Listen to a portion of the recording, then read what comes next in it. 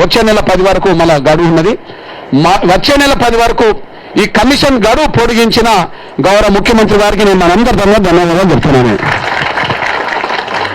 ఆయన ఈ పాయింట్ను అర్థం చేసుకోకపోతే మళ్ళీ కమిషన్ గడువు పొడిగేది కాదు.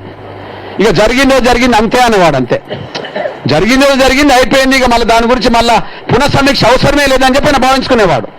కానీ ఆయన గంటన్నర సేపు ముఖ్యమంత్రిగా మనతో చర్చలు జరపడం వల్ల, మనం లేవనెత్తిన ప్రతి పాయింట్ మీద సుదీర్ఘంగా చర్చ జరగడం వల్ల ఓహో కృష్ణమాది గారు లేదా నేతకాని వెంకటేష్ ఇట్లా ఒలేదాసర్లు అప్పుడు అందుబాటులో ఉన్న వాళ్ళందరూ వచ్చి చెప్పడం వల్ల ఓహో కొన్ని అంశాల మీద ఎక్కడో చిన్న వీళ్ళు లేవనెత్తడానికి అవకాశం వచ్చిందనే విషయం గ్రహించి ఆయన పెద్ద మనసు చేసుకొని మళ్ళీ మన అందరు మనోభావాలు వాళ్ళు ఇక్కడ కూర్చున్నామంటే మళ్ళీ ఎవరికి చెప్పాలా?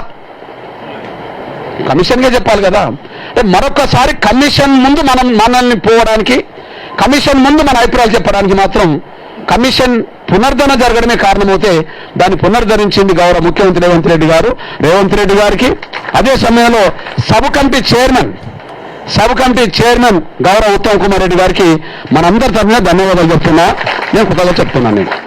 ఎందుకంటే సమస్య అన్యాయం జరిగితే కొట్లాడదాం, కానీ అర్థం చేసుకొని కొంత ముందుకు వచ్చినప్పుడు మనకు ధన్యవాదాలు చెప్పడం అనేది మన బాధ్యత నేర్చుకోవడం.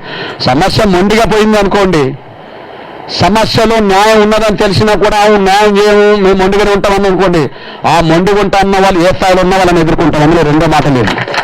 కానీ సమస్యను అర్థం చేసుకొని సానుకూలంగా వచ్చిందనుకోండి, వాళ్ళకి మనం ఎప్పుడు ధన్యవాదాలు చెప్పాల్సిందే.